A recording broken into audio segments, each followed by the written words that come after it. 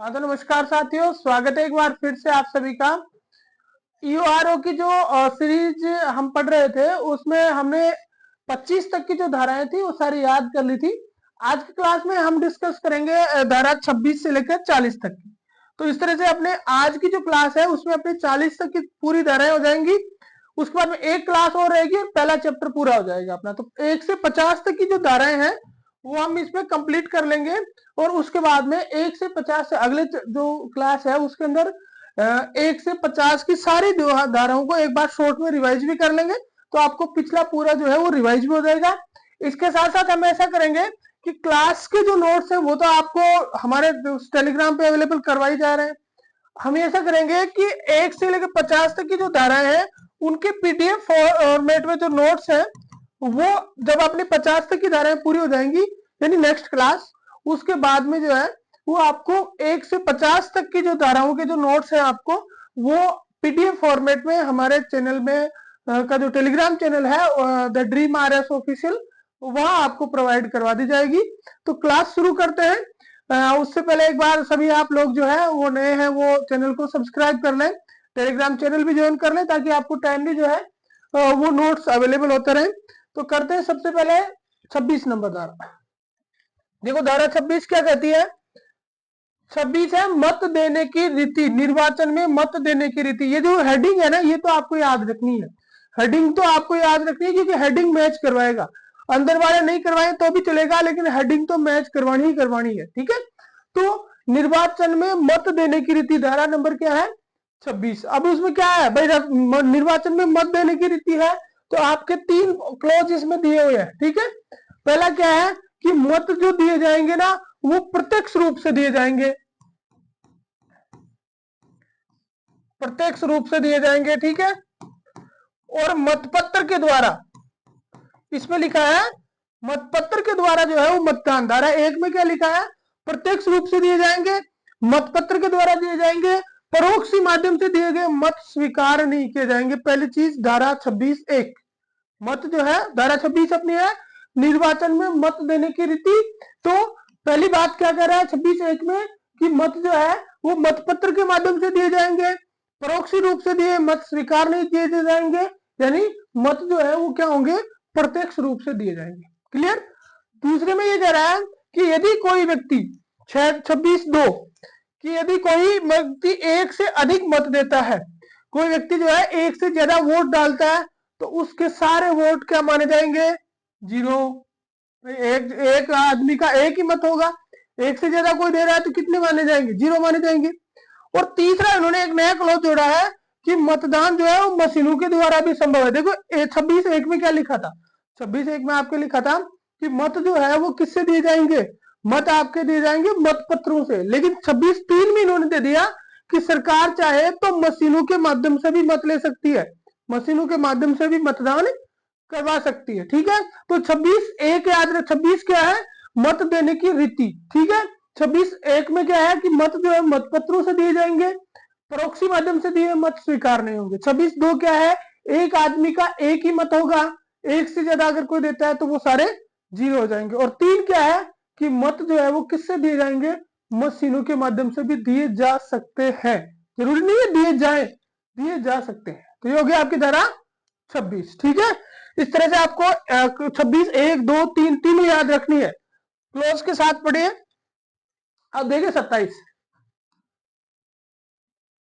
में कह रहा है कि आकस्मिक रिक्तियां किस प्रकार भरी जाएंगी। देखो धारा 27 जो है वो सिर्फ सदस्यों से संबंधित है। यहां किसकी बात करेगा, ये सिर्फ सदस्य, ठीक। अगर आपके वहां पे कोई सदस्यों की आकस्मिक रिक्ति हो जाती है, अचानक उसकी सीट खाली हो जाती है तो वो किस प्रकार भरी जाएंगी। तो आकस्मिक रिक्तियां कैसे होगी भाई,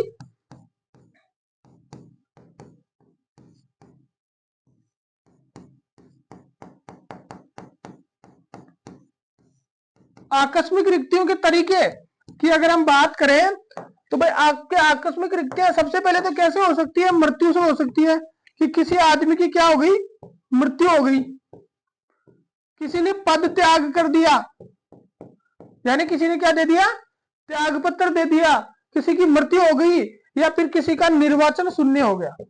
कोर्ट ने क्या किया किसी के निर्वाचन को क्या घोषित कर दिया, शून्य घोषित कर दिया। 3 परिस्थितियां जो है ऐसी लागू होती है जहां पे आपका पद जो है वो अचानक रिक्त हो जाता है। तो अगर अचानक पद रिक्त हो जाता है तो उसके लिए क्या प्रावधान है? पहला प्रावधान है कि जो अचानक पद रिक्त होने पे जो पद भरा जाएगा वो किस रीति से भरा जाएगा? साधारण निर्वाचन की रीति से। किसकी बात कर रहे हैं? मेंबर्स की, नोट अध्यक्ष और उपाध्यक्ष की। तो अध्यक्ष उपाध्यक्ष के लिए अलग प्रोविजन है। तो भाई ये कह रहा है कि पहला 27(1) कह रहा है कि मत जो है वो साधारण निर्वाचन की रीति से वो पद भरा जाएगा। और कब भरा जाएगा? तो यथासंभव जितना जल्दी हो सके उतना भरा जाएगा। और दूसरे में क्या करें, ये जो निर्वाचन की रीति है ये निर्वाचन क्या कहलाएगा? उप निर्वाचन कहलाएगा। ठीक है, पहले में भरा जाएगा क्या कह रहा है? साधारण निर्वाचन की रीति से। दूसरे में क्या कह रहा है? उप निर्वाचन यानी उपचुनाव होंगे। ठीक है, तीसरा कह रहा है सबसे मोस्ट चीज है आपके लिए, शेष अवधि के लिए ही पद धारण करेगा। जैसे किसी आदमी का जब जैसे कार्यकाल था मान लो 5 साल और 2 साल के बाद में उसने पद रिक्त कर दिया, 2 साल के बाद में उसने पद रिक्त कर दिया, तो जब चुनाव होगा तो चुनाव होने के बाद में मान लो जैसे 6 महीने और लग गए चुनाव के अंदर, तो 6 महीने चुनाव में और लग गए तो पिछले कार्यकाल कितना बच गया आपके? 2.5 साल। तो आगे जो व्यक्ति चयनित होगा, आगे जो व्यक्ति निर्वाचित होगा वो सिर्फ 2.5 साल के लिए ही रहेगा। ऐसा नहीं कि अगले 5 साल के लिए, यानी शेष अवधि के लिए, उस अवधि के लिए रहेगा जिस अवधि के लिए जो सीट खाली हुई वो व्यक्ति जितना हकदार था ना उतना ही रहेगा। आपको नगर पालिका की संरचना में भी मैंने ये चीज बताई थी कि शेष अवधि के लिए ही रहेगी नगर पालिका, ऐसा नहीं कि पूरे 5 साल करेगी। उपचुनाव के माध्यम से जो सीटें भरी जाएंगी वो शेष अवधि के लिए रहती। ठीक है, तो ये हो गया अपना 2 उपचुनाव। तीसरा है कि मृत्यु या पद त्याग के हटाने पर, अगर किसी की मृत्यु हो जाती है या पद त्याग के द्वारा यानी त्याग पत्र के द्वारा उसको हटाया जाता है तो कुछ चीजों का ध्यान रखा जाएगा। जब सीटें भरी जाएंगी तो वहां कुछ चीजों का ध्यान रखा जाएगा। क्या क्या ध्यान रखा जाएगा? कि समान आरक्षण से भरी जाएंगी सीटें। पहली चीज, सबसे मोस्ट चीज है कि अगर जिस का पद खाली हुआ वो SC ST OBC और महिला, 4 प्रकार के आरक्षण हो गए, SC ST OBC और महिला। ठीक है, इन चारों में से जो भी आरक्षित वर्ग था तो उसी वर्ग से भरी जाएगी। यानी जैसे किसी महिला की सीट थी तो वो महिला से भरी जाएंगी, OBC की थी तो OBC से भरी जाएंगी, SC की थी तो SC से। यानी जिस आरक्षण का वो व्यक्ति था ना उसी का। ऐसा नहीं कि SC के व्यक्ति ने पद खाली किया और उसको OBC से भर दिया, ऐसा नहीं होगा। जिस कैटेगरी में वो था वही कैटेगरी इसमें यूज की जाएगी, पहली बात। दूसरी बात है अगर महिला सीट है तो वो महिला से ही भरी जाएगी। ठीक है, ये सीधी सी बात है। और तीसरा है कि 6 माह में चुनाव करवाने जाएंगे। 6 महीने के अंदर क्या करवाए जाएंगे? ये उपचुनाव जो है ना वो कितने समय में होंगे? 6 माह में होंगे। तो ये चीज आपको याद रखनी है, 6 महीने में क्या होंगे? चुनाव होंगे। लेकिन यहाँ पे ये कह रहा है कि राज्य सरकार चाहे आदेश के द्वारा ये भी कह सकती है कि चुनाव नहीं करवाया जाए। अगर 6 महीने से कम का समय बच रहा है आगे या बहुत ही कम समय बच रहा है तो राज्य सरकार एक आदेश द्वारा ये निर्धारित कर सकती है कि अब आगे वाले समय में जो है वो ज्यादा टाइम नहीं बचा, इसलिए चुनाव नहीं करवाए जाए। तो ये हो गया आपके धारा 27। देखो 26 में हमने पढ़ा, क्या पढ़ा? 26 में हमने पढ़ा निर्वाचन की रीति। ठीक है, चुनाव की रीति। 27 में हमने पढ़ा आकस्मिक रिक्तियां किस प्रकार भरी जाएंगी। आकस्मिक रिक्तियां किस प्रकार भरी जाएंगी। तो 3-4 चीजें देखी। पहली चीज क्या देखी कि आकस्मिक रिक्तियां कैसे होती है? भाई मृत्यु से, पद त्याग से या फिर निर्वाचन शून्य होने से होती है। ठीक है, भाई कैसे भरी जाएंगी? तो 27(1) में था कि साधारण निर्वाचन के द्वारा भरी जाएंगी, उपचुनाव करवाए जाएंगे, 2 में ये था। ठीक है, और उपचुनाव में ये था, 2 में ये था कि जो व्यक्ति निर्वाचित होगा वो शेष अवधि के लिए होगा। ऐसा नहीं होगा कि वो 5 साल के लिए हो जाए, जितनी अवधि बची है उसी के लिए होगा। ठीक है, 27(2) कहती है। 27(3) कहती है कि मृत्यु या पद त्याग के मामले में अगर ऐसा होता है तो फिर क्या है, कुछ बातें ध्यान रखनी पड़ेगी। तीसरे का पहला क्या कह रहा है कि भाई SC ST है, OBC का है, महिला का है तो आरक्षण का ध्यान रखा जाएगा, उसी पद से उसी कैटेगरी से भरी जाएंगी। अगर महिला है तो महिला कैटेगरी से भरी जाएंगी। ठीक है, और चौथा आपका क्या कहता है कि 6 महीने में क्या करवाए जाएंगे? चुनाव करवाए जाएंगे। और अगर राज्य सरकार कहे कि नहीं करवाने हैं, समय कम बचा है, 7 महीने 8 महीने बचे हैं, तो कोई जरूरत नहीं है, राज्य सरकार का आदेश आएगा और उस आदेश की अनुपालना में चुनाव नहीं करवाने का निर्णय लिया जाएगा। ठीक है, ये होगी आपकी धारा 27। ठीक है, नेक्स्ट में चलते हैं। अब 28 में निर्वाचन अपराध। देखिए, दो धाराएं आपके एक साथ चलेंगी, 28 और 29, जो लगभग सेम सी लगती है, लेकिन ये है अलग। इसमें है भ्रष्ट आचरण।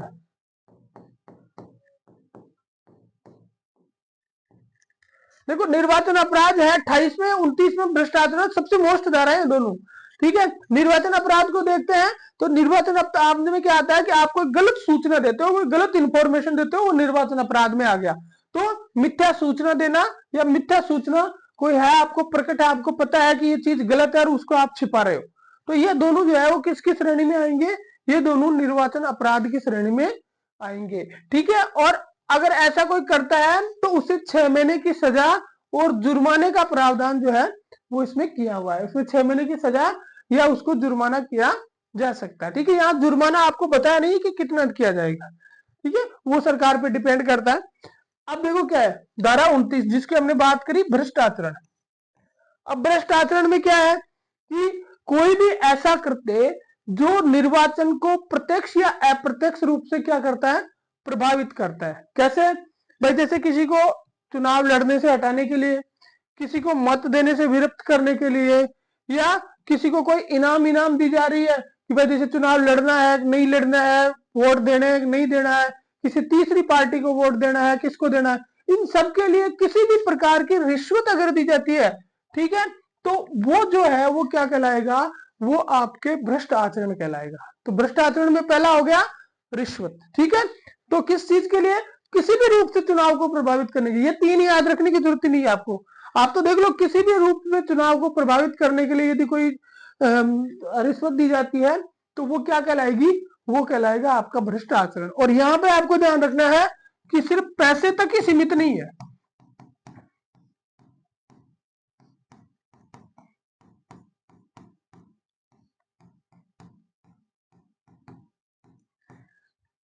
रिश्वत देने से तात्पर्य सिर्फ पैसे तक ही नहीं है, किसी भी प्रकार का प्रलोभन,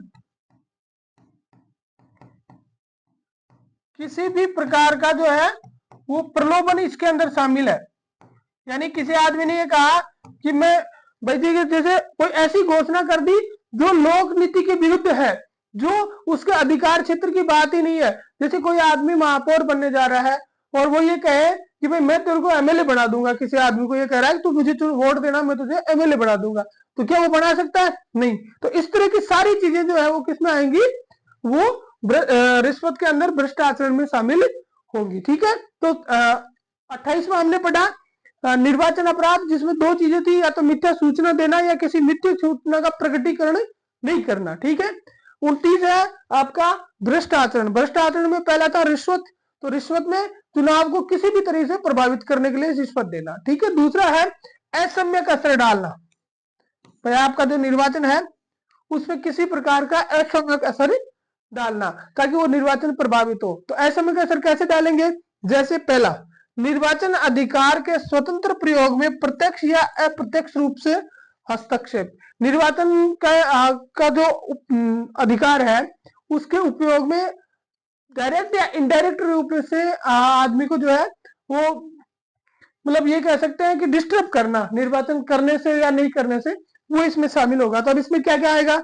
जैसे किसी आदमी को सामाजिक बहिष्कार की धमकी दी जाती है कि भाई तूने फला आदमी को अगर निर्वाचन नहीं किया, उसको वोट नहीं दिया, तो तुझे समाज से बहिष्कृत कर दिया जाएगा, या बहिष्कृत कर दिया जाता है। धमकी दी जाती है या उसको बहिष्कृत कर दिया जाता है, दोनों उसमें शामिल होंगे। ठीक है, जैसे मान लीजिए कि आपको फला जाति को वोट देना है, अगर आपने नहीं दिया तो आपको ये समाज से बाहर निकाल दिया जाएगा। तो ये किस में आएगा? असम्यक असर डालने में आएगा, भ्रष्ट आचरण कहलाएगा, बैड कंडक्ट कहलाएगा। ठीक है, उसके बाद में विश्वास हेतु उत्प्रेरित करता है कि देवी अप्रसाद या आध्यात्मिक परिनिंदा का भाजन हो जाएगा, और उसको ये कहता है, या तो सामाजिक बहिष्कार की धमकी देता है, या उसको ये कहता है कि तूने ये नहीं किया ना तो भगवान तेरे ऊपर जो है वो दुखों का पहाड़ टूट पड़ेगा, भगवान की सौगंध खिलाता है कोई, मतलब इस तरह से उसकी धार्मिक भावनाओं को आहत करने का प्रयास करता है ताकि वो उनके कहे अनुसार मतदान कर सके। तो उसको भी असम्यक असर में माना जाएगा। ठीक है, तीसरा आगे चलते हैं।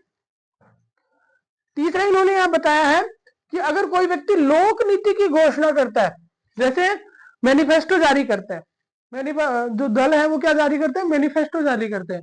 तो मैनिफेस्टो जारी करते हैं तो मैनिफेस्टो को जो है वो वैध माना गया।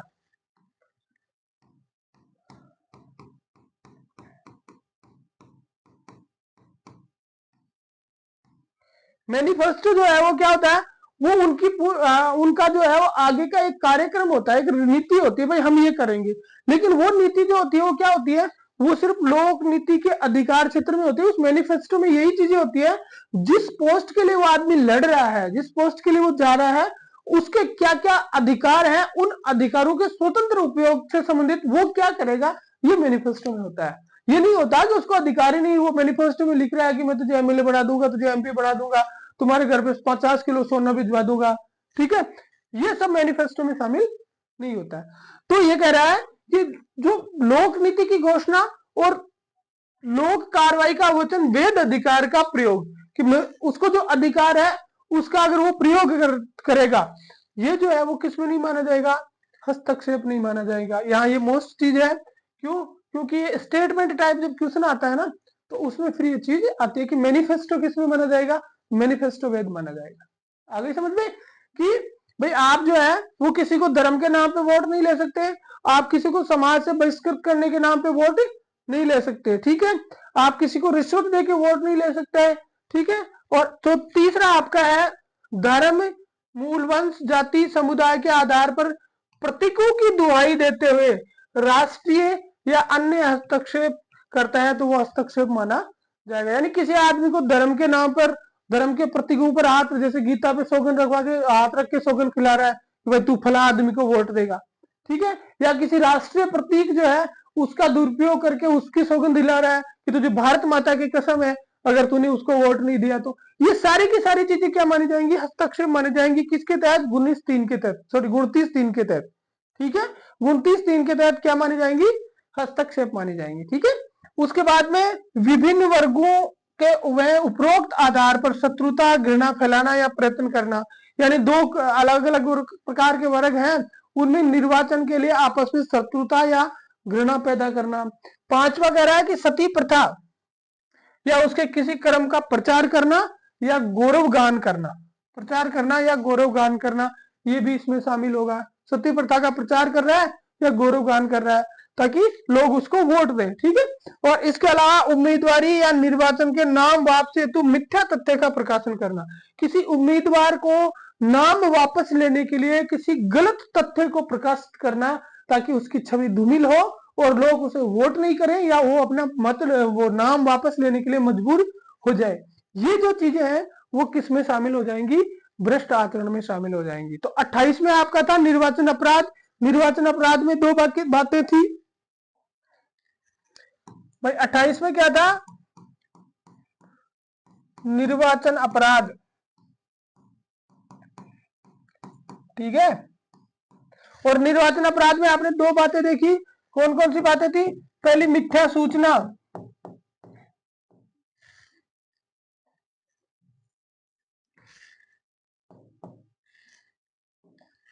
पहली क्या थी, मिथ्या सूचना।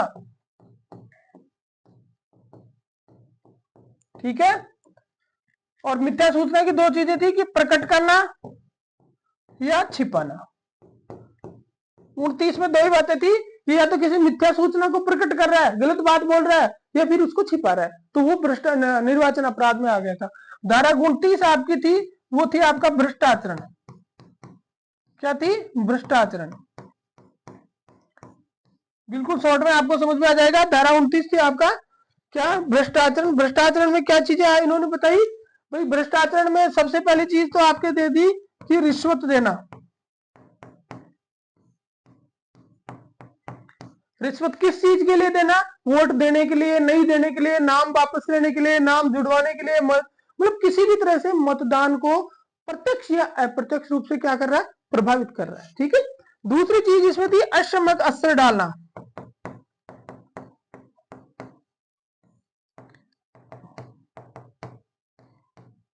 असम्यक असर डालना। अब इस ऐसे में कसर डालने में हमने दो तीन चीजें पढ़ी। पहली चीज तो हमने क्या पढ़ी, समाज से बहिष्कृत कर देगा, समाज से बहिष्कृत। भाई उसको कहता है कि मैं तुझे समाज से बहिष्कृत करवा दूंगा या बहिष्कृत कर दिया जाता है, ठीक है। फिर दूसरा था धार्मिक प्रतीकों की दुहाई,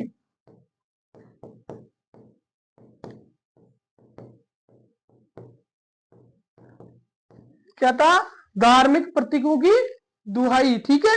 और तीसरा क्या था आपका, भाई आपके जो 3 नंबर पे था वो समाज ओब्लिक प्रजातियों में घृणा फैलाना, क्या फैलाना, घृणा फैलाना। और चौथा आपका था सती प्रथा का गौरवगान,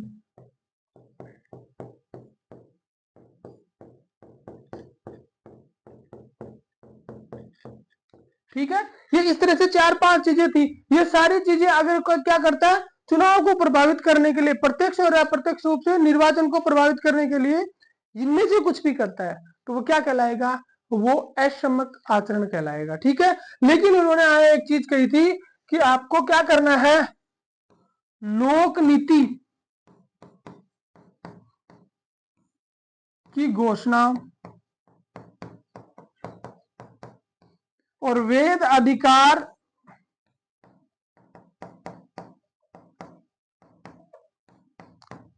की कार्यवाही का वचन, वेद अधिकार की कार्यवाही का वचन। दो चीजें आपको याद रखनी है। ये दो चीजें जो होंगी ना, एक तो क्या, लोक नीति की घोषणा, और दूसरी थी वेद अधिकार की कार्यवाही का वचन। ये दो चीजें जो है वो क्या नहीं मानी जाएगी, हस्तक्षेप नहीं मानी जाएगी। जो भी निर्वाचन के लिए जो खड़ा हो रहा है बंदा, ठीक है, जो भी उम्मीदवार है वो इसकी घोषणा स्वतंत्र रूप से कर सकता है, वो इसमें शामिल नहीं होगी, हस्तक्षेप नहीं माना जाएगा। तो 3 धाराएं आपने पढ़ ली, 26, 27, 28 और थोड़ी 29, 4 धाराएं होगी आपकी, ठीक है। 26 से आपने स्टार्ट किया। 26 में क्या था, मत देने की रीति। 26 क्या थी, मत देने की रीति। 27 में क्या थी, 27 आपका था कि आकस्मिक रिक्तियां जो है वो किस प्रकार भरी जाएंगी। 28 में आपके क्या था, निर्वाचन अपराध। और 29 में आपके क्या था, 29 में जो भी आपने पढ़ा, भ्रष्ट आचरण, ठीक है। अब चलते हैं डायरेक्ट 30 में।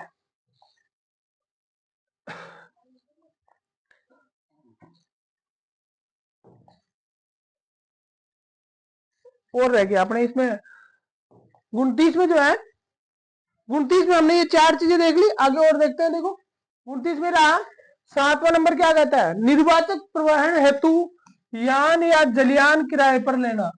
देखिए कोई व्यक्ति जो है वो मतदाताओं को लाने के लिए जो है वो साधन, मोटर वाहन वगैरह जो भी लेता है ना, ये किराए पर नहीं ले सकता। अब ये किससे लेता है,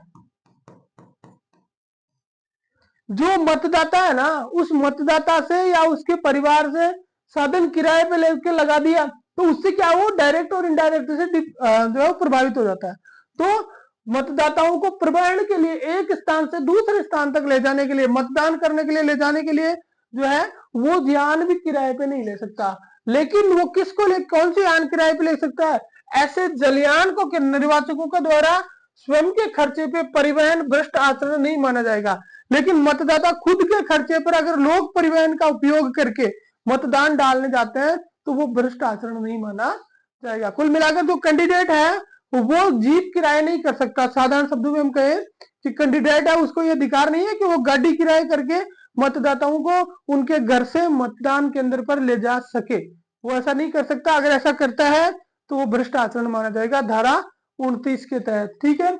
निर्वाचन से संबंधित 8वां क्या कह रहा है, निर्वाचन से संबंधित किसी नियम या आदेश के उल्लंघन में वे उपगत करना। यानी कोई निर्वाचन से संबंधित कोई ऑर्डर निकला हुआ है, जैसे उन्होंने कोई आदेश निकाल दिया, भाई आपको 20,000 खर्च करने हैं और वो 40,000 खर्च कर रहा है, ठीक है। तो निर्वाचन से संबंधित किसी आदेश के उल्लंघन में वो किसी प्रकार का खर्चा कर रहा है, वो भी क्या माना जाएगा, बैड कंडक्ट माना जाएगा, भ्रष्ट आचरण माना जाएगा। ठीक है, तो ये हो गया अपनी 7 नंबर कि आप किराए पे गाड़ी नहीं ले सकते। 8 नंबर कि निर्वाचन के जो नियम है उनके अगेंस्ट जाके आप कोई खर्चा नहीं कर सकते। 9 नंबर क्या है,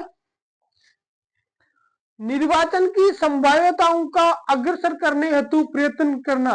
और देखिए ये क्या क्या करेगा, आदमी, जो लोग सरकारी कार्मिक, जो भी व्यक्ति इसमें लगा हुआ है किसमें, निर्वाचन कार्य में, निर्वाचन को प्रभावित करने के लिए इन लोगों में से किसी को प्रत्यक्ष या अप्रत्यक्ष रूप से प्रभावित करना, चाहे पैसे देके करे, चाहे उनको पार्टी देके करे, चाहे उनको खाना खिला के करे, किसी भी तरीके से उनको प्रभावित करना भ्रष्ट आचरण माना जाएगा। कैसे है, देखिए धारा 9 है ये 29 की 9, काफी बड़ी धारा है। कौन कौन, कोई भी राजपत्रित अधिकारी, सशस्त्र बल के सदस्य, पुलिस के सदस्य, आबकारी अधिकारी, राजस्व अधिकारी जैसे पटवारी वगैरह है, और अन्य कोई सरकारी सेवक जो किस में लगा हुआ है, जो निर्वाचन कार्य में लगा हुआ है। ठीक है, इनमें से किसी को भी जो है वो प्रत्यक्ष या अप्रत्यक्ष रूप से,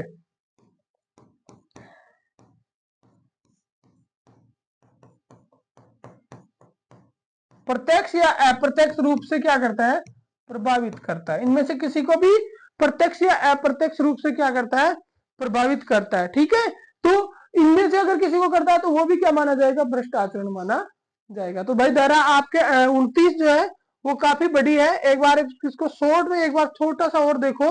भाई 29 में हमने कहा था कि पहला भ्रष्ट क्या है, भ्रष्ट आचरण। तो 29 में हमने पहली तो बात कर ली रिश्वत देना, चुनाव के लड़ने नहीं लड़ने, रोकने वोकने, कैसे भी प्रभावित करने के लिए। उसके बाद में हमने दूसरी चीज देखी, अक्षम्यक असर डालना। तो अक्षम्यक असर डालने में 5-7 बातें आई थी।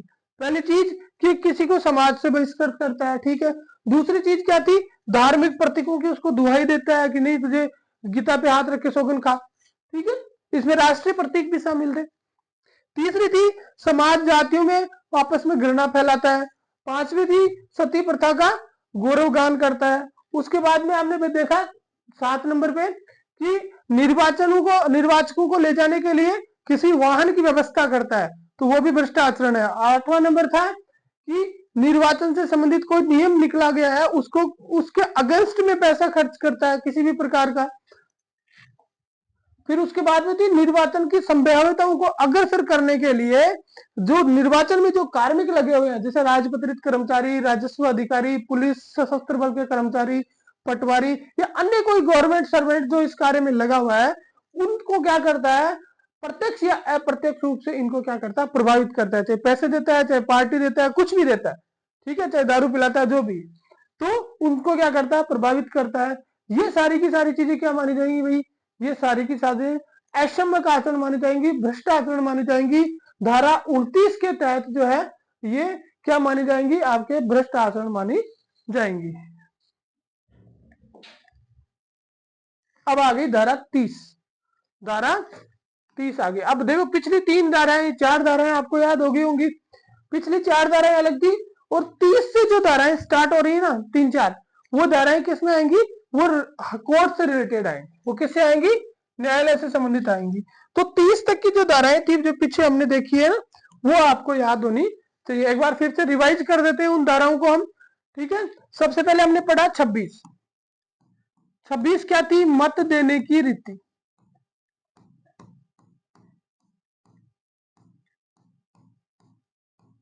26 क्या थी, मत देने की रीति। उसके बाद धारा 27 पढ़ी, आकस्मिक रिक्तियां। 27 थी कि आकस्मिक रिक्तियां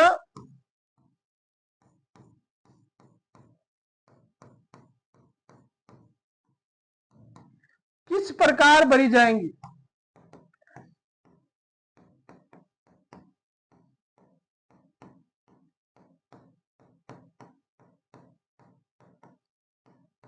ठीक है, 28 नंबर थी आपके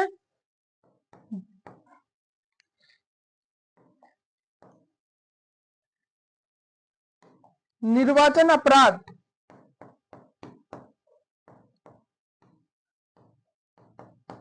28 नंबर थे आपके निर्वाचन अपराध। 29 नंबर थी आपके भ्रष्ट आचरण।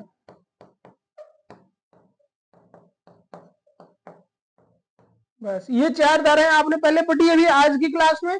तो एक बार पूरा आप इन चारों धाराओं को एक बार फिर से मन ही मन रिवाइज कर लो, ठीक है, ताकि आपको चारों धाराएं याद हो जाए। आप अगर साथ में याद करते चलोगे तो इजी याद होंगी, टुकड़ों में याद करते चलोगे तो इजी याद होंगी। मनोविज्ञान में एक विधि आती है खंडनीय विधि, मनोविज्ञान में एक विधि आती है खंडनीय विधि। उस विधि में क्या होता है कि कोई चीज बहुत बड़ी है, वो आपको याद नहीं होती, तो उसके खंड कर लो, उसके क्या कर लो, आप टुकड़े कर लो। और टुकड़े करने के बाद में आप उस विधि को जो है वो किसी से क्या कर लो, को रिलेट कर लो, किसी से जोड़ के और उसको याद कर लो, ठीक है। जैसे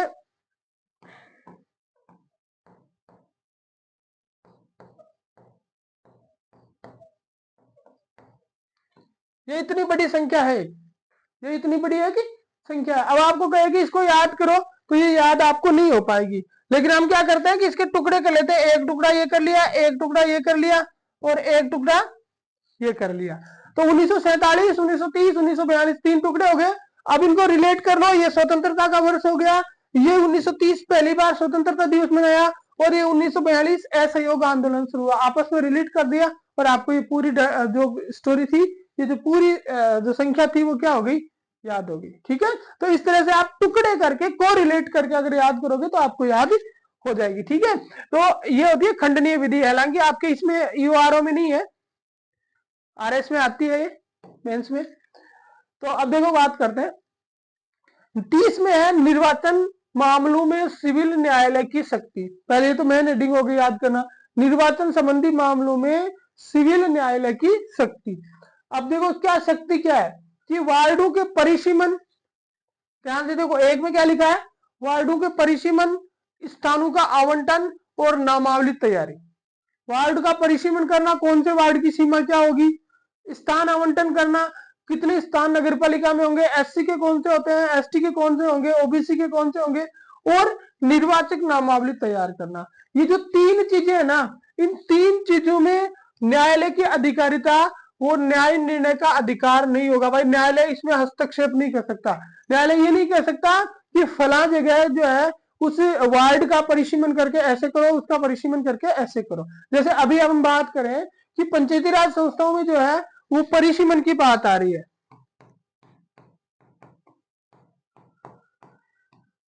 पंचायती राज संस्थाओं में क्या चल रहा है, परिसीमन चल रहा है। तो अब कोई आदमी कोर्ट नहीं जा सकता कि फला गांव को फला पंचायत में लिया जाए, क्यों नहीं जा सकता। ये धारा जो इसमें है ना, वो ऐसी कैसी धारा पंचायती राज में भी है। कैसे कि भाई आप वार्ड का परिसीमन है, निर्वाचक नामावली तैयार करनी है और स्थानों का आवंटन है। ये तीन चीजें ऐसी हैं, उसमें न्यायालय को कोई अधिकार नहीं है, न्यायालय कुछ नहीं कर सकता। ये कहां लिखा है, धारा 30 में लिखा। तो ठीक इसी प्रकार से पंचायती राज अधिनियम के तहत कोई भी जो गांव है, कोई भी व्यक्ति है, वो कोर्ट में जाकर ये चीज नहीं कह सकता कि भाई मुझे या मेरे गांव को या फला गांव को जो है वो फला पंचायत में लिया जाए। क्यों, वहां न्यायालय को कोई अधिकारिता नहीं है, ठीक है। ये हो गया। फिर दो में क्या कहता है कि निर्वाचन याचिका के अन्यथा प्रश्नगत नहीं किया जाएगा। भाई देखो कि ये तीन चीजें तो प्रश्नगत होगी नहीं, इसके अलावा अगर कोई करता है तो वहां आपको क्या लगाई जाएगी, निर्वाचन याचिका। कोई भी दूसरी कोई बात है तो वो निर्वाचन याचिका लगाई जाएगी, और निर्वाचन याचिका के द्वारा ही उस पर विचार किया जाएगा। नहीं, जो कोर्ट है वो स्वतः संज्ञान नहीं ले सकता। यहाँ पे ये मेन चीज कही गई है कि स्वतः संज्ञान नहीं।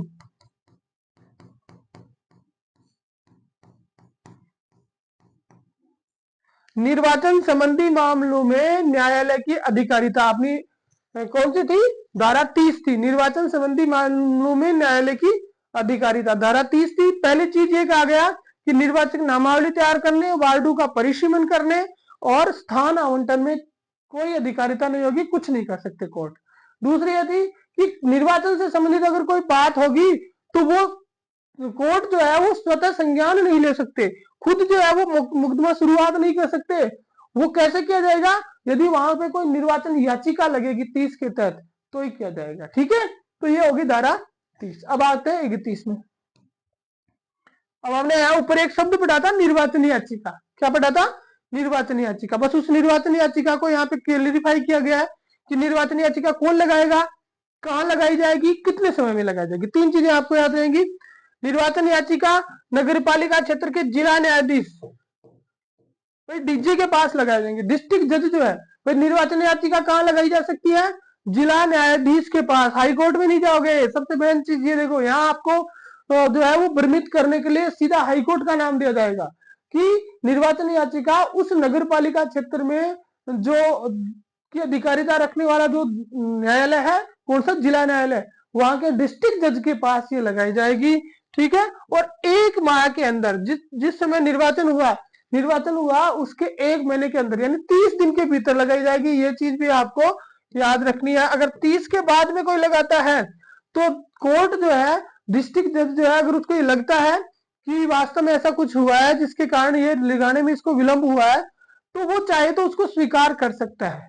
ठीक है, लेकिन अगर वो नहीं भी करे तो उसके लिए कोई चैलेंजेज नहीं है। तो 31(1) है, 31 धारा 31 है आपकी निर्वाचन याचिका।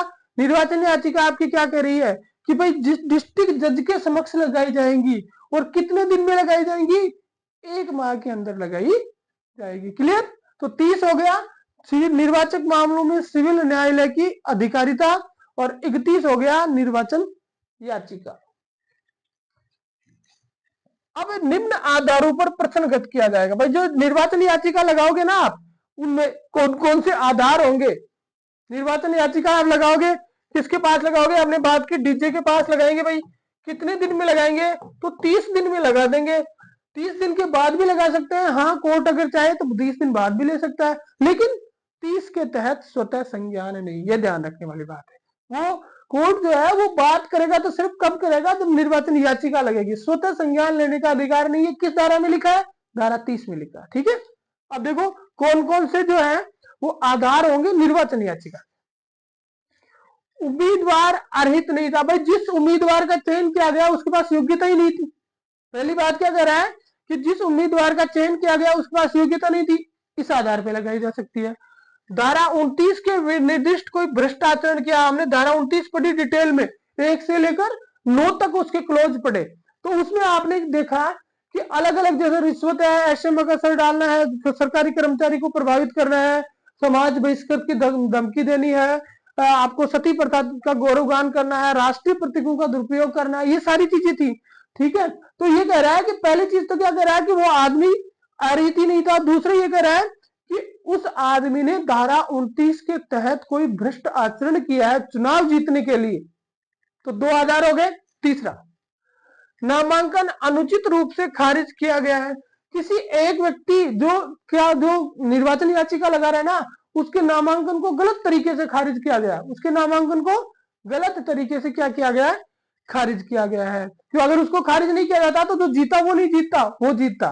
ठीक है, वो बात की बात थी, लेकिन उसको गलत खारिज किया गया, तो ये भी आप आधार हो सकता है निर्वाचन याचिका का।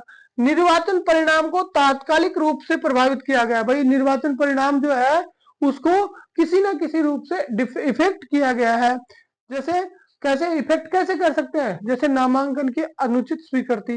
भाई जिस आदमी का नामांकन किया गया वो आदमी नामांकन योग्य नहीं था, उसकी स्वीकृति गलत थी, उसका फार्म ही रद्द हो जाना चाहिए था। ठीक है, दूसरा है निर्वाचित उम्मीदवार के हित में भ्रष्ट आचरण, कि जो कार्मिक थे या किसी और व्यक्ति कोई भी था, उसने उस निर्वाचित उम्मीदवार को जिताने के लिए कोई ना कोई भ्रष्ट आचरण किया है, किसी को रिश्वत दी है, किसी को लाने का काम किया है, सामाजिक बहिष्कार की चेतावनी दी है।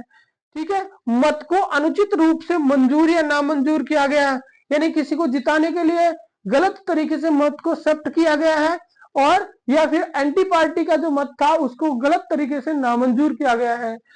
अधिनियम के नियमों की अनुपालना नहीं की गई। अधिनियम 2009 का जिसके अपन अध्ययन कर रहे हैं, उसमें जो नियम लिखे हुए थे उनकी अनुपालना नहीं की गई। कहीं ना कहीं उस नियम के अगेंस्ट जाके काम किया गया है ताकि वो आदमी जीत सके। ठीक है, और याचिकाकर्ता व अन्य को विधि मान्य बहुमत प्राप्त हुआ है, और या फिर याचिकाकर्ता या अन्य व्यक्ति जो है उसको क्या है, बहुमत प्राप्त हुआ है, लेकिन उसको तो क्या कर दिया, बाहर कर दिया, दूसरे आदमी को जिता दिया गया। तो इस तरह से प्रत्यक्ष या अप्रत्यक्ष रूप से जो है वो क्या किया गया है, प्रभावित किया गया है किसको, मतदान को। तो ये सारे जो आधार हैं, इन्हीं आधारों पे क्या किया जा सकता है, इन आधारों पे आपकी निर्वाचन याचिका लगाई जा सकती है।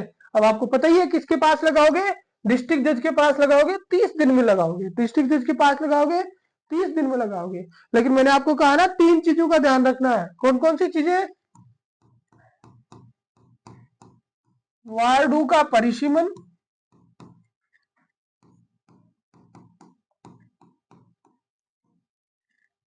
स्थानों का आवंटन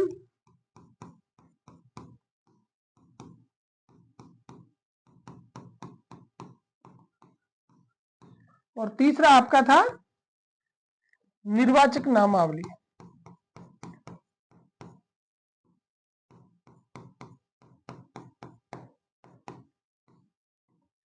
बस वार्डों का परिसीमन, स्थानों का आवंटन और निर्वाचक नामावली।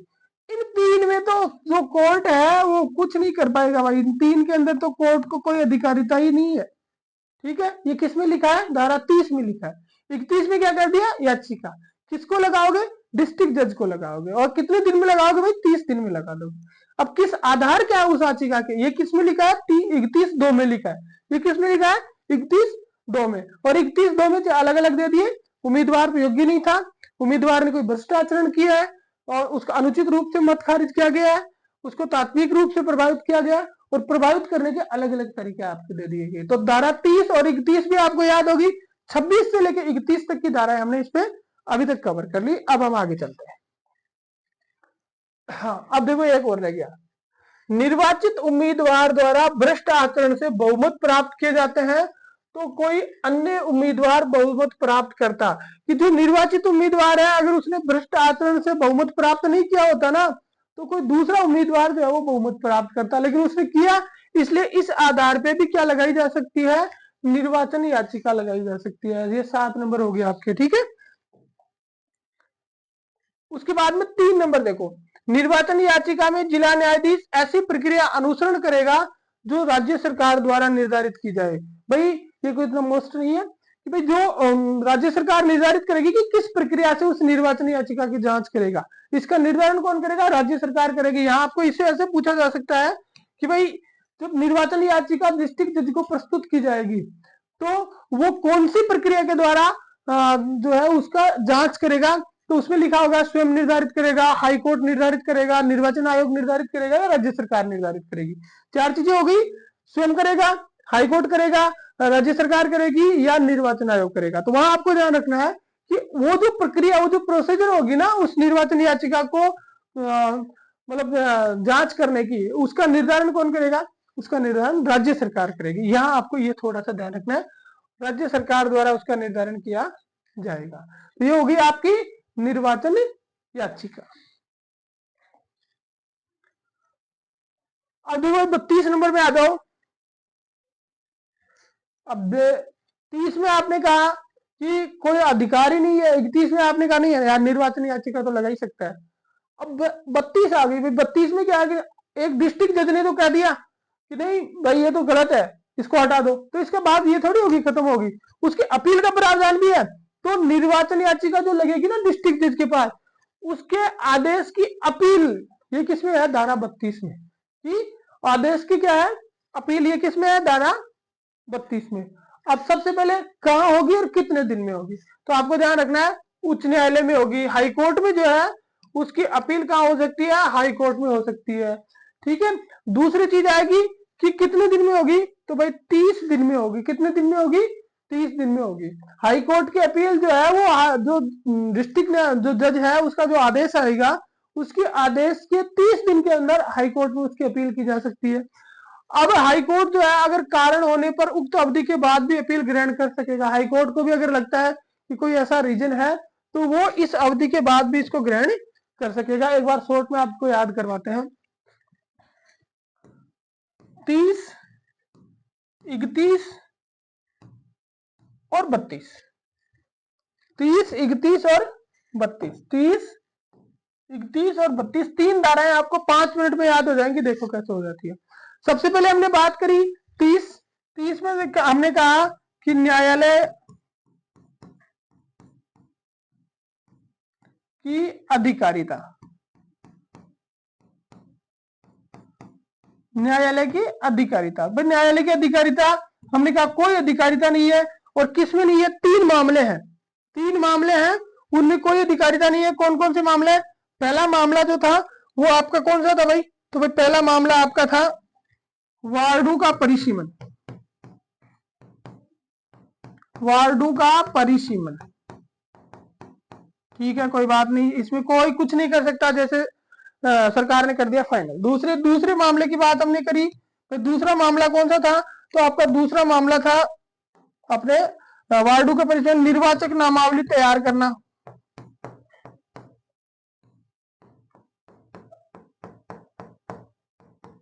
तीसरे मामले की हमने बात करी, तो तीसरा मामला कौन था? स्थानों का आवंटन।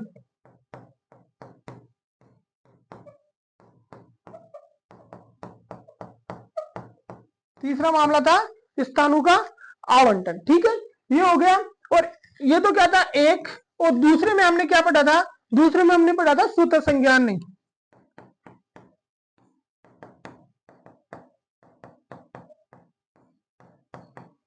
भाई कोर्ट जो है वो कब करेगा? वो सिर्फ और सिर्फ निर्वाचन याचिका के अधीन ही कोई बात करेगा, बाकी कोई बात ही नहीं करेगा। और इन 3 मामलों में तो निर्वाचन याचिका भी नहीं होगी। ठीक है, फिर अपने आ गए 31 में। तो 31 में हमने बात करी निर्वाचन याचिका।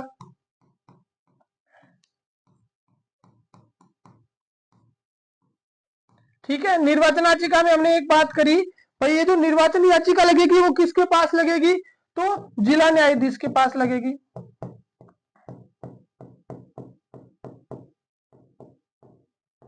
किसके पास लगेगी? जिला न्यायाधीश के पास लगेगी। कितने दिन में लगेगी? तो 30 दिन के अंदर अंदर लगानी पड़ेगी। निर्वाचन के 30 दिन के अंदर आपको लगानी पड़ेगी। भाई 30 के बाद भी हो सकती है, बिल्कुल हो सकती है। अगर हाईकोर्ट को सॉरी जिला न्यायाधीश को ऐसा लगता है कि उसको ले लेना चाहिए तो वो 30 दिन के बाद भी ले सकता है, कोई रोक नहीं है। फिर ये तो थी 1 में, और 2 में थे इसके आधार। आधार कौन कौन से? आधार बहुत बड़े थे, कोई किसी पे असम का असर डाला गया, किसी ने भ्रष्ट आचरण किया, फलाना ढीकड़ा, कई बातें थी, वो सारी हमने एक एक करनी पड़ ली। फिर तीसरे ये 32 नंबर आती थी अपील। 32 नंबर क्या आ गया? अपील। तो अपील में सीधी सी बात यह है कि राजस्थान में जो है वो अपील का उच्चतम स्थान कौन सा है? तो हाई कोर्ट। तो इसके अधीन अपील जो है वो किसको की जाएगी? हाई कोर्ट में की जाएगी। हाई कोर्ट में की जाएगी। कितने दिन में की जाएगी? तो 30 दिन में की जाएगी। 30 दिन कौन से होंगे भाई? चुनाव के होंगे? कहां से होंगे? चुनाव के होंगे या कहां से होंगे? तो ये 30 दिन जो है वो आपके कहां के होंगे? इसका जो ऑर्डर होगा जिला न्यायालय के आदेश के 30 दिन के भीतर की जाएगी। अगर इसको लगता है हाई कोर्ट को, तो वो 30 दिन के बाद भी अपील स्वीकार कर सकते हैं। 30 दिन के बाद भी अपील स्वीकार कर सकते हैं। और हाई कोर्ट को क्या करना होगा कि हाई कोर्ट 3 मास में फैसला देगा।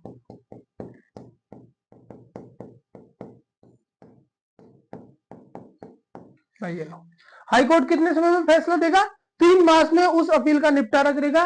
तीनों जो है वो आपके कोर्ट से रिलेटेड है। तीनों को आप जो है वो अच्छी तरह से देख ले। टेलीग्राम में भी आपको ये पीडीएफ डाली जाती है, तो वहां से भी आप इसको एक बार रीड कर ले, आपको याद हो जाएगी तीनों। ये इससे पहले वाली यानी 26 से लेकर जो है 29 तक मैंने आपको पहले याद करा दी है। ये होगी अपनी 32 तक। कितनी होगी? 32 तक। नेक्स्ट में चलते हैं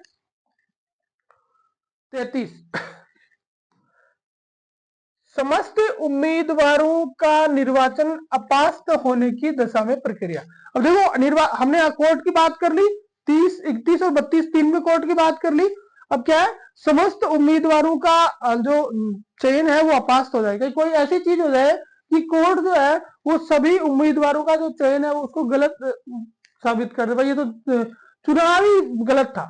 ठीक है, तो क्या है? तो उसमें कहा कि ये तो सभी सदस्यों का या फिर 2/3 से अधिक सदस्यों का अगर निर्वाचन शून्य घोषित हो जाता है, अगर 2/3 अधिक सदस्यों का, या तो सभी का हो जाए या सबका नहीं होके तो 2/3 से भी ज्यादा अगर सदस्यों का निर्वाचन शून्य घोषित हो जाएगा, तो राज्य सरकार क्या करेगी?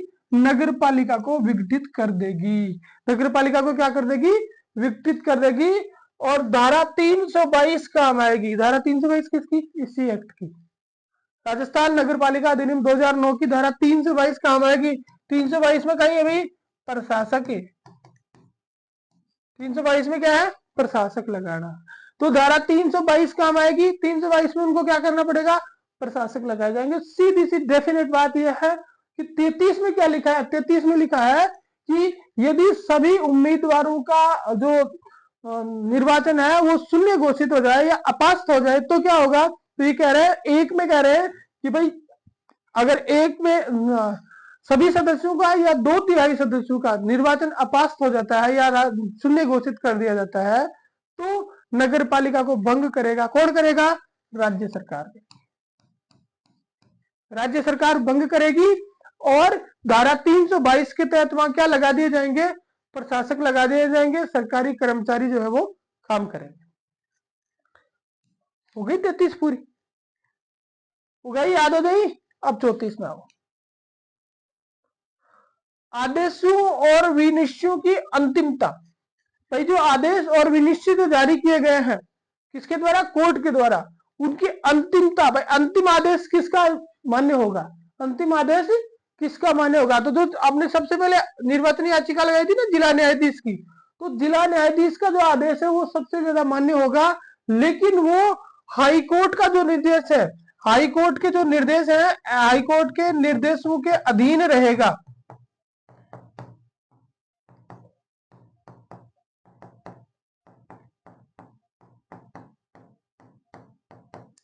भाई मान्य किसका होगा, तो मान्य होगा आपका जिला न्यायाधीश का, लेकिन अधीन किसके रहेगा, तो हाई कोर्ट के निर्देशों के अधीन रहेगा। तो 34 में याद रखना, आदेशों और विनिश्चयों की अंतिमता, आदेशों और विनिश्चयों की अंतिमता, ठीक है। धारा 34, धारा 33 क्या थी, समस्त सदस्यों का निर्वाचन अपास्त होने की दशा में प्रक्रिया, 33 में थी समस्त सदस्यों का निर्वाचन अपास्त होने की दशा में प्रक्रिया, 34 में थी आदेशों और विनिश्चयों की अंतिमता, किसका आदेश अंतिम होगा, जिला न्यायाधीश का होगा, लेकिन हाई कोर्ट के आदेश जो निर्देश हैं उनके अधीन वो रहेगा, ठीक है। धारा 35 है निरर्थताएं। 35 में क्या है, कुछ नियोग्यताएं दी है कि कोई आदमी जो है वो नगर पालिका के सदस्य के लिए अयोग्य हो जाएगा, किसी आदमी को नगर पालिका की सदस्यता से क्या कर दिया जाएगा, अयोग्य घोषित कर दिया जाएगा। कैसे कर दिया जाएगा, अगर उसने 28 के तहत निर्वाचन अपराध किया है, ठीक है, और 29 के तहत उसने क्या किया है, भ्रष्ट आचरण किया। कोई व्यक्ति 28 के तहत निर्वाचन अपराध करता है या 29 के तहत भ्रष्ट आचरण करता है, तो वो क्या हो जाएगा, वो अयोग्य घोषित हो जाएगा सदस्य के। अब 35(2) में क्या दे रखा है भाई, कितने समय के लिए होगा, तो दोषी ठहराने के 6 वर्ष की अवधि। भाई जैसे सुप्रीम कोर्ट किसी ने निर्वाचन याचिका लगाई, ठीक है, 31 के तहत, ठीक है, 31 के तहत निर्वाचन याचिका लगाई और कोर्ट ने उसको कहा कि वास्तव में इसने तो गलत किया है, उसने उसको स्वीकार कर लिया, किसने, न्यायाधीश ने। तो 35 में ये लिखा है कि वो व्यक्ति जो है वो चुनाव लड़ने के लिए अयोग्य हो जाएगा, किसका, नगर पालिका का चुनाव लड़ने के लिए अयोग्य घोषित हो जाएगा। किन आधारों पे, यदि उसने कोई भ्रष्ट आचरण किया है या 28 के तहत कोई निर्वाचन अपराध किया है या 29 के तहत कोई भ्रष्ट आचरण किया है, तो वो अयोग्य हो जाएगा, ठीक है। लेकिन उस 35(2) में लिखा है कि उसकी अयोग्यता की अवधि क्या होगी, तो जिस दिन कोर्ट ने निर्णय दिया, जिस दिन कोर्ट ने उसको अपराधी साबित किया, वहां से स्टार्ट होकर 6 वर्ष तक की हो जाएगी। कितनी होगी, 6 वर्ष तक की हो जाएगी। अब 36 में क्या है, निरर्थता, जो अभी हमने 35 में बात करी ना उसकी, निरर्थता को हटाया जाना या कालावधि की कमी करना। भाई 35 में हमने कहा भाई निरर्थ हो जाएगा, 36 में हम कह रहे हैं निरर्थता को हटाया जाना या काल अवधि को कम करना। तो यह है कि राज्य निर्वाचन आयोग, यहाँ ये मेन चीज ध्यान रखने वाली है कि ये कौन करेगा, ये बातें बड़ी अच्छी लगती है नहीं। राज्य निर्वाचन आयोग धारा 35 के कह की निरर्थता को लेखबद्ध कारणों से हटा सकता है या कम कर सकता है। राज्य निर्वाचन आयोग जो है वो धारा 35 की जो अवधि थी ना 6 साल, कितनी थी, 6 वर्ष, 35 क्या में हमने बात करी, 6 वर्ष, इसको क्या कर सकता है, हटा भी सकता है और उसको कम भी कर सकता है। तो ये होगी अपनी धारा 36। एक बार सभी को देखते हैं वापस, 33, धारा 34,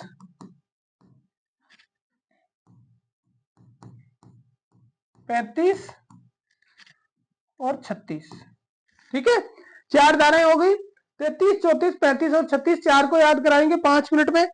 कैसे करते हैं देखो, चलो ठीक है यहीं से ले लेते हैं। धारा 33 में क्या था, सभी सदस्यों का निर्वाचन, सभी सदस्यों का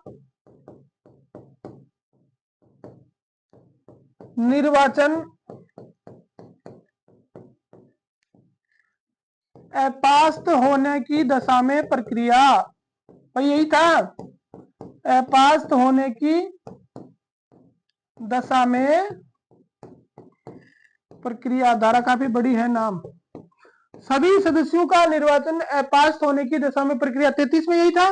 अब क्या प्रक्रिया थी भाई, हमने कहा था कि भाई या तो सभी का हो जाए, या तो सभी का खारिज हो जाए, या फिर 2/3 से ज्यादा, 2/3 प्लस, इससे ज्यादा खारिज हो जाए तो क्या करेंगे, तो क्या करना क्या है,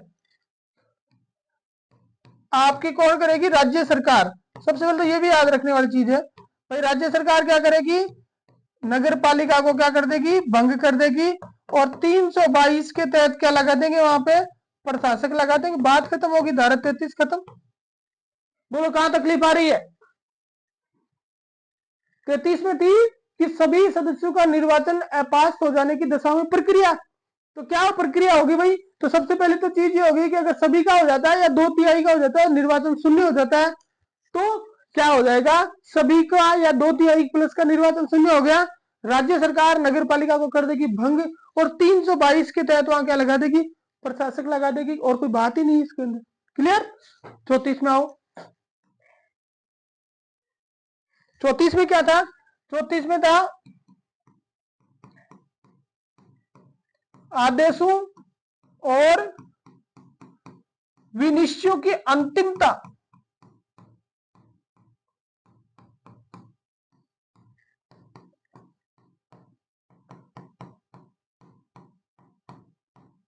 आदेशों और विनिश्चयों की अंतिमता, भाई लास्ट फाइनल आदेश किसके माने जाएंगे, तो हमने स्पष्ट पढ़ा है किसके माने जाएंगे, डिस्ट्रिक्ट जज के माने जाएंगे, लेकिन एचसी के निर्देशों के अधीन रहेंगे।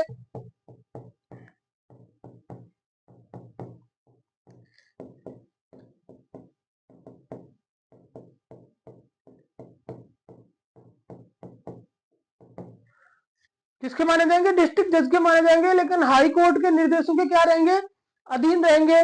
धारा 35 में क्या थी, 35 में आपके क्या था, देखो धारा 34 में इन्होंने क्या किया, आपके निर्वाचन में पास हो गया, तो 35 में क्या गया, निरहरता।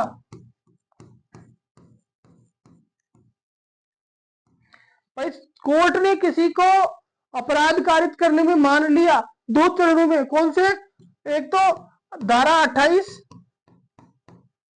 और एक धारा 29। 28 में तो क्या था, 28 में आपका था निर्वाचन अपराध,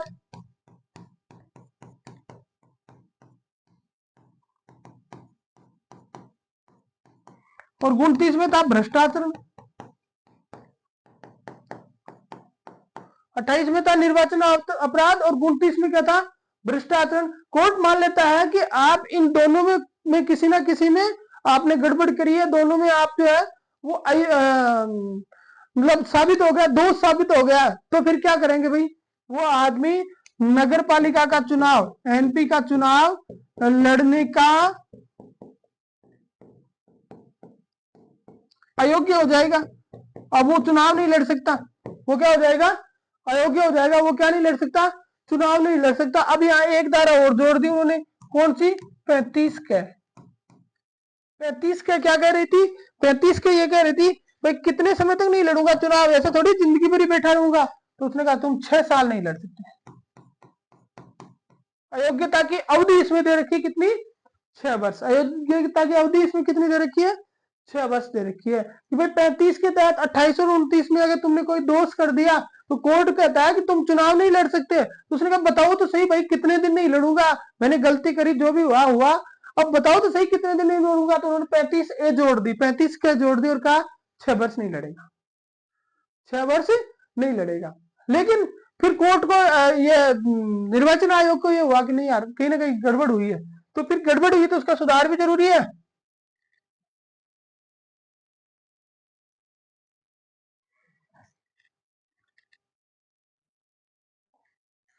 ठीक है, तो फिर उन्होंने धारा जोड़ दी कौन सी, 36, और 36 में क्या लिख दिया, 36 में बड़ी अच्छी बात लिख दी। क्या बात लिखी, सबसे पहले तो 36 में जो निर्योग्यता की अवधि,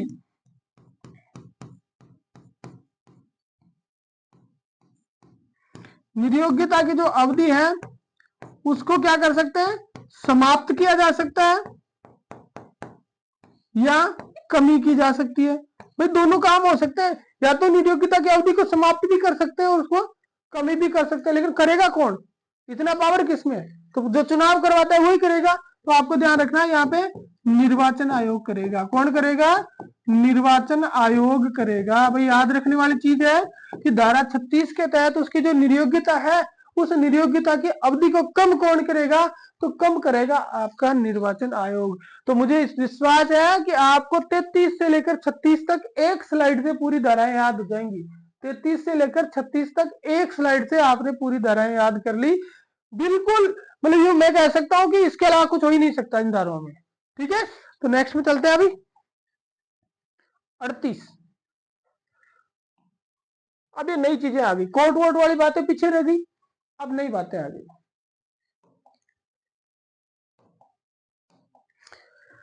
त्याग पत्र, ठीक है। और यहाँ पे त्याग पत्र देखो किसकी बात है? कार्यपालक मजिस्ट्रेट द्वारा सम्यक रूप से अनुप्रमाणित इस आशय का नोटिस। भाई कोई त्याग पत्र देगा तो पहली चीज तो आपको क्या करना पड़ेगा? उसको कार्यपालक मजिस्ट्रेट से क्या करवाना पड़ेगा? अनुप्रमाणित करवाना पड़ेगा। बिना अटेस्टेड, बिना कार्यपालक मजिस्ट्रेट के अनुप्रमाणित नोटिस जो है ना, वो मान्य नहीं होगा। ठीक है, वो मान्य नहीं होगा। ठीक है। अब ये जो धारा है ना 38, ये किसके लिए है? सदस्यों के लिए। किसके लिए? सदस्य और उपाध्यक्ष, दो का याद रखना आपको 38 में। तो सदस्य तो किसको देंगे भाई? अध्यक्ष को दे देंगे। और उपाध्यक्ष भी किसको देगा? अध्यक्ष को। तो सदस्य और अध्यक्ष जो है वो अपना त्याग पत्र धारा 38 के तहत किसको देंगे? अध्यक्ष को देंगे। लेकिन उससे पहले उनको क्या करना पड़ेगा? कार्यपालक मजिस्ट्रेट यानी तहसीलदार या एसडीओ से उसको क्या करवाना पड़ेगा? रजिस्टर्ड का अनुप्रमाणित करवाना पड़ेगा, अटेस्टेड करवाना पड़ेगा। ठीक है, अगर उसके बिना देते हैं तो वो मान्य नहीं होगा। अब दूसरी बात ये आती है कि भाई इसको स्वीकार कब तक किया जाएगा? ये लागू कब होगा? क्या देते ही खत्म हो जाएंगे? इधर से दिया और उधर से घर, बस कुछ नहीं हो सकता? क्या दोबारा मौका नहीं मिलेगा? तो उसके लिए आपको ध्यान रखना है कि किसको दिया आपने? अध्यक्ष को दिया। किसको दिया? अध्यक्ष को दिया। या तो अध्यक्ष द्वारा स्वीकार कर देता है या दिए हुए 15 दिन हो जाते हैं। अध्यक्ष को दिया, उसने हाथों हाथ उसको एक्सेप्ट कर लिया, घर चला गया, खत्म। या अध्यक्ष ने कुछ नहीं किया और 15 दिन का समय निकल गया। तो इन दोनों में से जो भी पहले होगा, इन दोनों में से जो भी पहले होगा तब से वो प्रभावी हो जाएगा। ये ध्यान रखने वाली बात है। तो 38 में क्या है अपना? त्याग पत्र है। कौन देगा? सदस्य अध्यक्ष को देंगे, उपाध्यक्ष भी अध्यक्ष को देगा। स्वीकार करने से पहले क्या चीजें देखी जाएगी? भाई कार्यपालक मजिस्ट्रेट से रजिस्टर्ड तो कराओ, अनुप्रमाणित तो कराओ। ठीक है, वो भी करा के देते हैं, लो साहब पकड़ो, हमें नहीं रहना इस पोस्ट पे, तो भाई चलो ठीक है, कोई बात नहीं। अध्यक्ष जी ने स्वीकार कर लिया, प्रभावी हो गया। अध्यक्ष जी ने स्वीकार नहीं किया, दिए हुए 15 दिन हो गए, अपने आप प्रभावी हो गया। तो अध्यक्ष के स्वीकार करने से और 15 दिन दोनों में से जो भी पहले होगा ना, अगर पहले कर लेता तो पहले हो गया, नहीं तो फिर 15 दिन में तो होना ही होना है। अब 39, अब 39 धारा थोड़ी बड़ी है। 39 में क्या है? सदस्य का हटाया जाना। देखो 38 में तो क्या था? उसने खुद त्याग पत्र दिया था। 38 में तो उसने क्या दिया था? खुद त्याग पत्र दिया था। और 39 में क्या करेंगे? 39 में उनको हटाएंगे। ठीक है, भाई राज्य सरकार हटा सकती है। सबसे पहले बात तो निर्वाचन आयोग नहीं हटाएगा, ये ध्यान रखने वाली बात है। कौन हटाएगा? राज्य सरकार हटाएगी। ठीक है, और उसको हटाने के लिए आधार क्या है उनकी बात करें। 39(1) में आधार दे रखा है कि बिना इजाजत के नगर पालिका की 3 से अधिक क्रमवर्ती साधारण बैठकों में अनुपस्थित रहता है। कोई आदमी है जो निर्वाचित हो गया था सदस्य और बिना इंफॉर्मेशन के जो है वो लगातार 3 बैठकों में अनुपस्थित रहता है, चौथी बैठक में उसको हटाने का प्रस्ताव पारित कर। ठीक है, लेकिन जो विचाराधीन कैदी है, निरुद्ध व्यक्ति है या कोई राजनीतिक कैदी है, उनको छूट है, क्योंकि वो तो आ ही नहीं सकते। भाई कोई जेल में बैठा है, निर्वाचित हो गया, तो वो थोड़ी ना आ सकता है। देखो इस एक्ट का प्रोविजन देखो, एक जेल में बैठा हुआ व्यक्ति जो है वो चुनाव जो है वो नहीं लड़ पाएगा, सॉरी वोट नहीं दे पाएगा, लेकिन चुनाव लड़ सकता है वो। ठीक है, और अगर वो कैद में है, जेल में है, राजनीतिक कैदी है, निरुद्ध व्यक्ति है, तो उसको इस चीज में, आपको उस चीज को 39 में भी छूट है कि उसको हटाया नहीं जाएगा। क्यों? क्योंकि वो 3 बैठकों में आ नहीं सकता। तो कोई व्यक्ति मर्जी से 3 बैठकें छोड़ दे, घर चला जा। ठीक है, उसके बाद में धारा 37 में विफल रहा हो। अब देखो 37 में क्या था? 37 में शपथ थी। 37 में क्या था? शपथ। शायद अपन ने छोड़ दी 37 नंबर। 37 में क्या था? शपथ थी कि कोई आदमी धारा 37 के तहत शपथ लेने में विफल रहा हो। अब देखो शपथ भी अपने आप धारा 37 में एक बार थोड़ा मैं आपको बता देता हूँ। धारा 37 हमने पीछे छोड़ दी। धारा 37 में क्या है? शपथ है। और शपथ जो है आदमी को कितने दिन में लेनी पड़ेगी? 30 दिन में लेनी पड़ेगी। कितने दिन में लेनी पड़ेगी? 30 दिन में जो है वो शपथ लेनी पड़ेगी। और मेनली आपको शपथ का पूछा जाएगा किसका? अध्यक्ष का। तो अध्यक्ष की जो शपथ है उसमें आप ध्यान रखें, अध्यक्ष की जो शपथ है, तो जैसे सदस्यों की शपथ है तो सदस्य की तो आप ये मान लो कि सदस्य तो किसके साथ शपथ ले लेंगे? अध्यक्ष के समक्ष शपथ ले लेंगे। ठीक है, बात खत्म होगी। लेकिन मोस्ट जो शपथ है वो किसकी है? अध्यक्ष की है। तो अध्यक्ष की जो शपथ है वो अध्यक्ष किसके पास लेगा? तो पहले तो क्या होता था जी? जिला कलेक्टर था।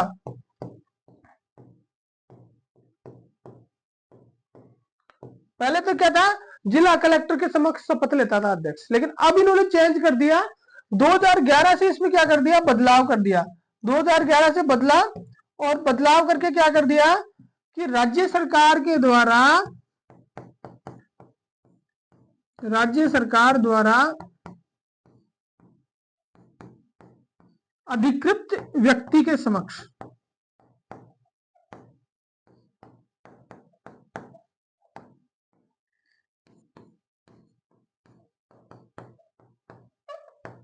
भाई ये ध्यान रखना है। शपथ में क्या है कि कोई भी व्यक्ति जो है वो 37 के तहत शपथ लेगा। सदस्य और अध्यक्ष दोनों, सदस्य अध्यक्ष के साथ ले लेंगे। लेकिन अध्यक्ष किसके पास लेगा?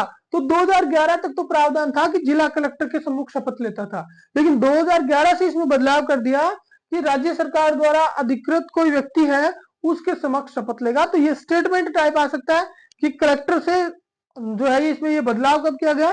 तो 2011 में इसमें चेंज किया गया। ठीक है, अब हम वापस चलते हैं कि 37 छूट गया था। हाँ, तो देखो पहली अपनी 39 धारा थी कि सदस्य का हटाया जाना। तो हटाने का काम कौन करेगा? राज्य सरकार करेगी। ठीक है, 39(1) में कौन से आधार होंगे? तो या तो 3 बैठकों में अनुपस्थित रह जाता है, 2 कह रहा है कि 37 के साथ शपथ लेने में क्या रह रहा है? विफल रह रहा था। 37 में 30 दिन में शपथ नहीं लेता है, कोई व्यक्ति 30 दिन के अंदर शपथ नहीं लेता है तो ये माना जाएगा कि उसको निर्वाचन ही नहीं हुआ था। ठीक है, तो वही बात, सबको उनको छूट है। निरुद्ध कहती व्यक्ति सब उनको तो छूट है, जो नहीं आ सकते उनको छूट है। धारा 2 कहती है कि 14 और 24 के तहत निरर्ता हो जाए या 21 की अपेक्षाएं पूरी नहीं करे। भाई आपकी धारा 14 और 24 में क्या थी? निरर्ताएं थी। 14 में आपने पढ़ा होगा ना, पिछले वीडियो आपने देखे हैं तो आपको अच्छी तरह से याद है। ये धाराएं आपको जो है ना वो मिक्स करके ही याद होगी। 14 में क्या था, 18 में क्या था, 16 में क्या था, ऐसे। ठीक है, तो 14 में जो है वो क्या था? निरर्ता। और 24 में भी क्या थी? निरर्ता। 21 में क्या थी? अर्हता। देखो 14 में यह था कि कोई व्यक्ति जो है वो निरर्ता हो जाएगा चुनाव लड़ने के लिए, सॉरी सदस्य बनने के लिए, चुनाव लड़ने के लिए। कैसे? भाई जैसे मान लो 2 चीजें इसमें आई थी, एक 18+ और एक क्या था? मामूली तौर पर निवासी।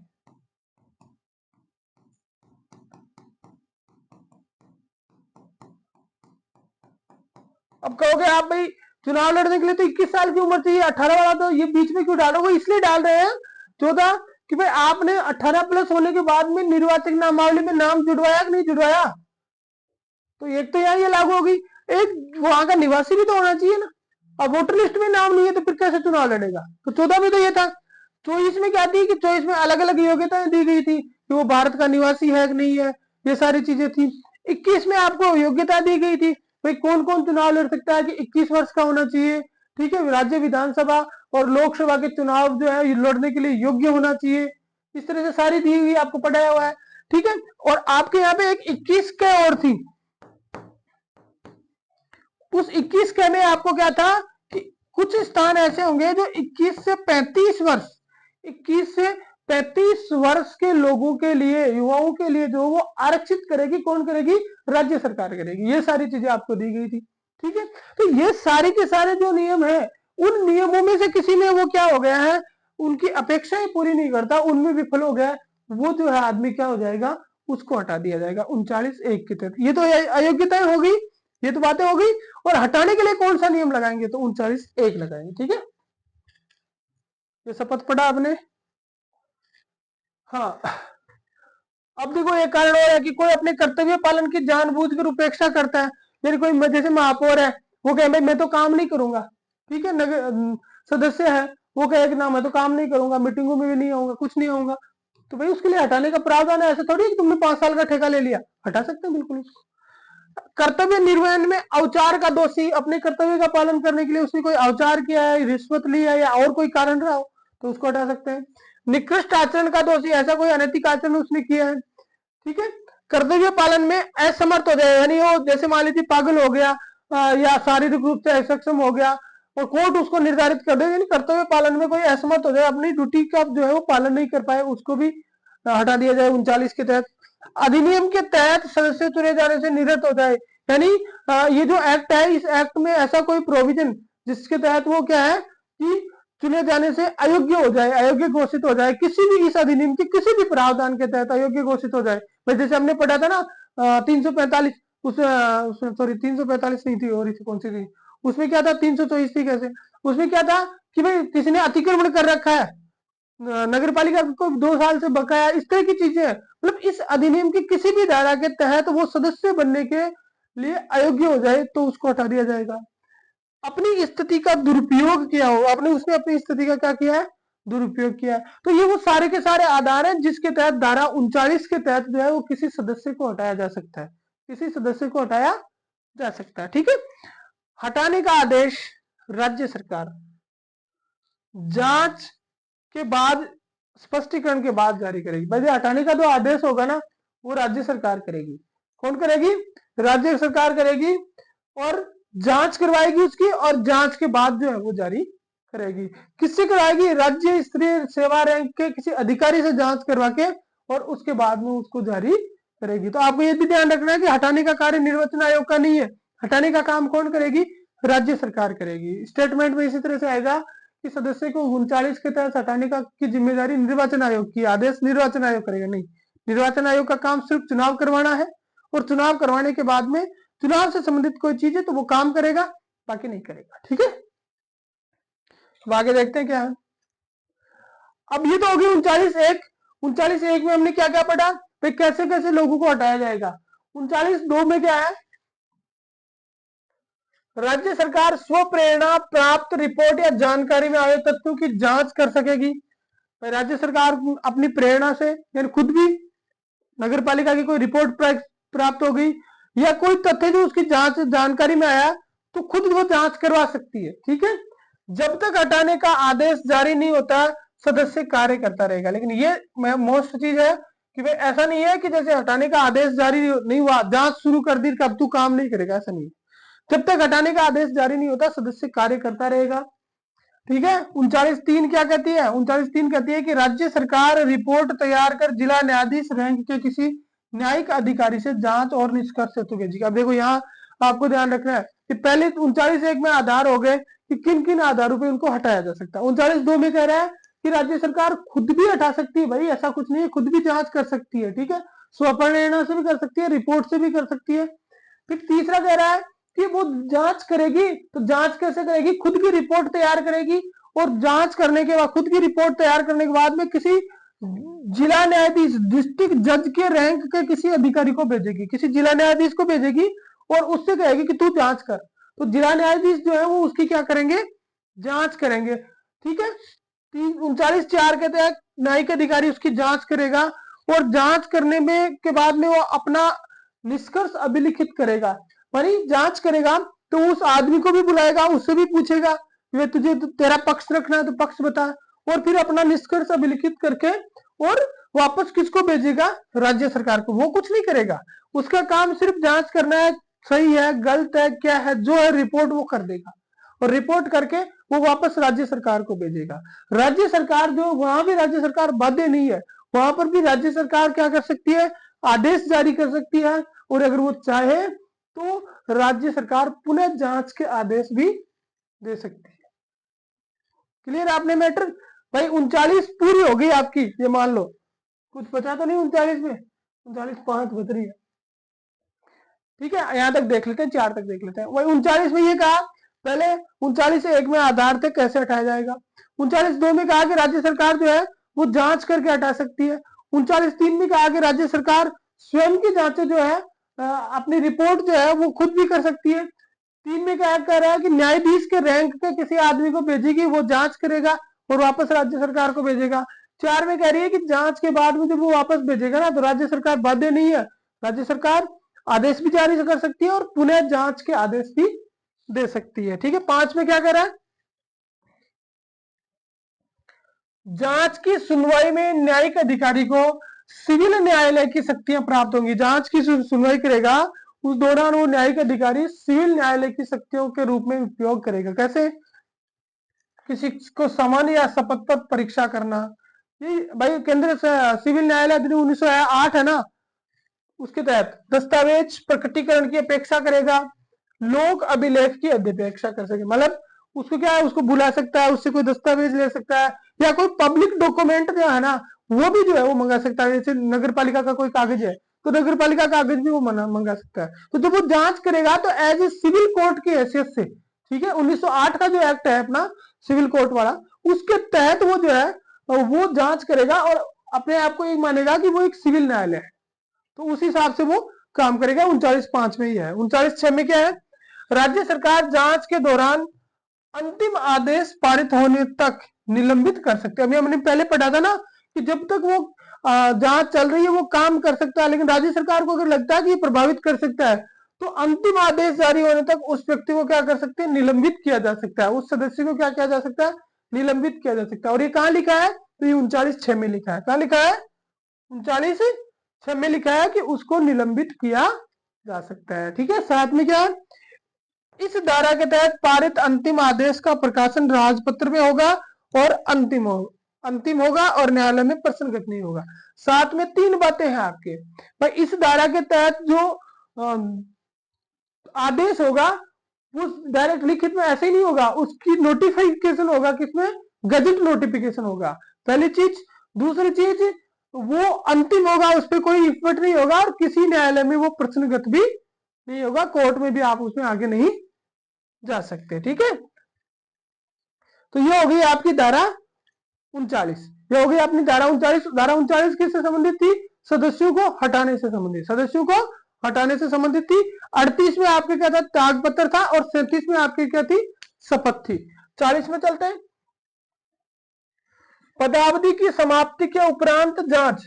ऐसा नहीं है कि पद अवधि समाप्त हो गई तो फिर जांच नहीं की जा सकती, बिल्कुल उसके बाद में भी आपके जांच की जा सकती है, जांच हो सकेगी। और अगर कोई पुनः निर्वाचित हो गया, नई नगर पालिका गठित होगी, उसमें निर्वाचित हो गया, तो भी उसकी क्या होगी, जांच होगी। और धारा 39 के उपबंध जो अभी हम देख के आए ना, सदस्यों को हटाने वाले, वो सारे उसके ऊपर आवश्यक परिवर्तनों सहित लागू होंगे। सारे उपबंध यथावश्यक परिवर्तनों सहित उस पर लागू होंगे। तो ये होगी आपकी धारा 40, पदावधि की समाप्ति के उपरांत जांच। तो हमने देखो 37, 38, 39 और 40, 4 धाराएं और देख लेते हैं, फिर खत्म करते हैं। 37, 38, 39 और 40। 37 में देखो क्या है, 37 में मैंने आपको बताया क्या थी, शपथ थी। तो शपथ जी किसके पास कौन लेंगे, सदस्य तो किसके समक्ष ले लेंगे, अध्यक्ष जी को कह देंगे भाई अध्यक्ष जी हमें शपथ दिला दो, हमारे कौन आएगा दूसरा। लेकिन अध्यक्ष जी को कौन शपथ दिलाएगा, तो अध्यक्ष जी को आपके दिला देंगे भाई, कौन दिलाएगा, तो अध्यक्ष जी को दिलाएंगे राज्य सरकार का द्वारा प्राधिकृत व्यक्ति।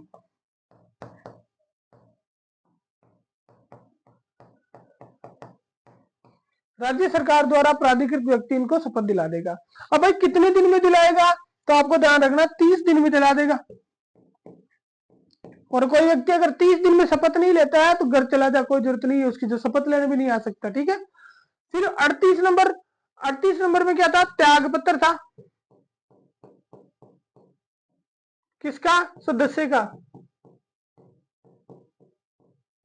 ठीक है, त्याग पत्र में हमने दो चीजें देखी थी भाई, सदस्य तो किसको देगा और उपाध्यक्ष, सदस्य और उपाध्यक्ष दोनों की बातें करी थी, किसको देंगे, अध्यक्ष को देंगे। दोनों की बातें करी भाई, अध्यक्ष को देंगे सदस्य और उपाध्यक्ष दोनों, ठीक है, अध्यक्ष को दे दिया। अब अध्यक्ष को दे दिए, अध्यक्ष को दे दिया, लेकिन उससे पहले क्या करना पड़ेगा, उससे पहले आपको एक काम और करना पड़ेगा भाई, डायरेक्ट अध्यक्ष को देने से काम नहीं चलेगा, आपको क्या करना पड़ेगा, कार्यपालक मजिस्ट्रेट से अनुप्रमाणित कराना पड़ेगा। कार्यपालक मजिस्ट्रेट से क्या कराओगे, अनुप्रमाणित, कार्यपालक मजिस्ट्रेट से अनुप्रमाणित करवाना पड़ेगा, बस इतनी सी बात है। अब उसके बाद में क्या था भाई, कब स्वीकार कब होगा, तो स्वीकार में क्या है, तो या तो क्या है आपका अध्यक्ष क्या कर ले, अध्यक्ष स्वीकार है,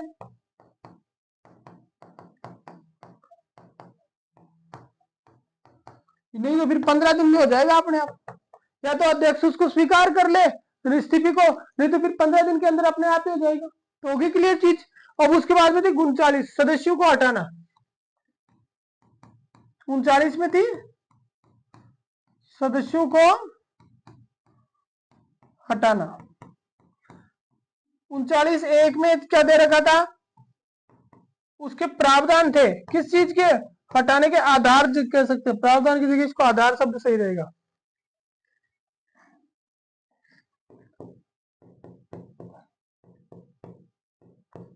ठीक है, 2 में क्या था, राज्य सरकार हटाएगी। 3 में क्या था, डिस्ट्रिक्ट जज से जांच करवाएगी, डिस्ट्रिक्ट जज से क्या कराएगी, जांच कराएगी, यही तो चीज थी, तो मेन तो यही था, बाकी तो क्लोज तो 7, 8, 10 है, उससे क्या फर्क पड़ता है।